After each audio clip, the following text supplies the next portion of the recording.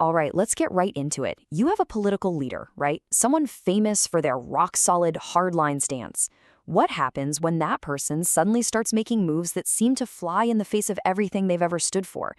Well, that's the puzzle we're looking at today in Turkish politics, and it's all centered on one of its most powerful figures, Devlet Bahçeli. And believe me, his latest maneuvers are as strategic as they are surprising. So let's start with what is, without a doubt, the most jaw-dropping piece of this entire story. In a recent TV interview, Bahçeli just casually revealed that he received a gift. It was a kilim, a traditional Turkish rug. But the sender? Well, get this. Bahçeli says it was commissioned by none other than Abdullah Öcalan, the imprisoned founder of the PKK, the very organization Bahçeli has literally spent his entire political life trying to wipe out. I mean, that one piece of information alone raises this huge question that has sent shockwaves across the entire country. For decades, Bahçeli has been the absolute face of Turkish nationalism, and Öcalan, he's been painted as its #1 enemy. So what on earth is going on here? Why would he accept this gift? What's the play? Let's try to unpack this. To really get just how weird this is, you first have to understand the two men at the heart of this. I mean, they're not just political rivals, they represent the two complete opposite ends of the spectrum in Turkish society. The divide really couldn't be starker. On one side, you've got Devlet Bahçeli, the leader of the Nationalist Movement Party, a total pillar of hardline Turkish nationalism, and on the other, Abdullah Öcalan, founder of the PKK, and for nationalists, he is the literal definition of an enemy of the state. These two are complete ideological archnemeses. But, the story gets even stranger. Bahçeli didn't just accept the kilim. He publicly gave it this very specific, very symbolic name. He told the people who delivered it that he was naming it the 27 February 2025 Peace and Democracy kilim. That's a very deliberate, forward-looking statement, and the mystery of that exact date just makes the whole thing even more intriguing. Now, if this was all just about one bizarre rug, it'd be strange enough, right? But it's not an isolated incident.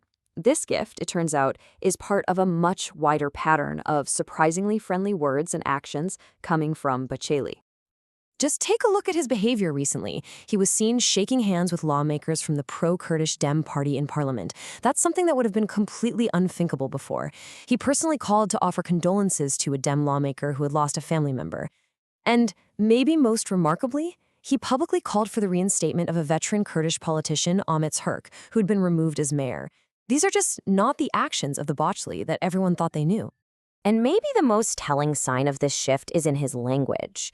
For years, Bahçeli's go-to term for Öcalan was terrorist ringleader.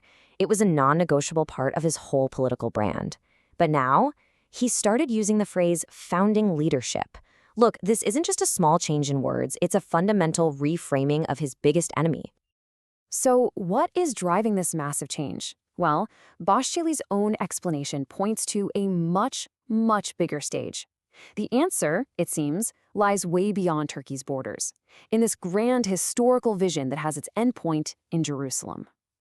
He's actually laid out this very specific historical case. He says that history shows us that the road to Jerusalem has always run through Damascus. He points to two key moments: Caliph Umar taking Damascus in 636 before getting Jerusalem a year later, and then Saladin doing the same thing, taking Damascus in 1184 before Jerusalem in 1187. For Bahçeli, controlling Damascus is the absolute first step to regional power.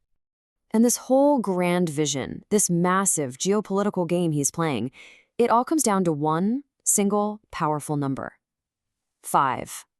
So what does that number mean? Well, this is it. Bahçeli claims he said this directly to President Erdoğan. He listed 4 great historical leaders who took Jerusalem: Umar, Saladin, Yavuz Sultan Selim, and Abdülhamid.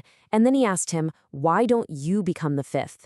He is openly inviting the president to see himself as the next great historical figure to shape the entire region's destiny. But, and this is really important, it would be a huge mistake to think this new, softer approach applies to everyone. Because while Bahçeli is extending an olive branch in one direction, he's sharpening his attacks and drawing some very clear battle lines in others. This is a highly selective strategy. And Bahçeli is a master of the political metaphor, and his recent language makes it crystal clear who his new targets are. He calls the SDF and YPG forces in Syria invasive grass that needs to be pulled out. He casually mentions that the United States, a NATO ally, could fracture into 51 pieces, and he just dismisses the entire domestic opposition with a simple 4S slogan, mocking the locations of their headquarters. So yeah, this friendly tone is definitely not for everyone. Okay, so we have the shocking gift, the pattern of friendly gestures, the huge historical vision, and the very clear definition of his enemies. What's Bahçeli's own explanation for all of this? I mean, how does he connect these dots himself? In his own words, he uses a pretty simple travel metaphor. He says to get from point A to point B, a direct approach is always the fastest way. So he's framing all these moves that seem so contradictory as a strategic shortcut, a shortcut to his ultimate, long-stated goal, the complete elimination of terrorism. And what's at the end of that shortcut? Well, according to him, it's about ending decades of incredibly expensive conflict so that Turkey can finally redirect all those resources, all that money, energy, and human life towards its own national welfare and economic growth. He's selling this whole pivot as a practical, if maybe unconventional, path to peace and prosperity. And so that leaves us with the big question, doesn't it? Are we just watching a masterful strategic shortcut from one of Turkey's most experienced political players? Or is this something much deeper, a fundamental ideological change happening in the very heart of Turkish nationalism? Devlet Bahçeli has drawn a complex and really surprising new political map, but where that map is actually leading, well, that remains the great unknown.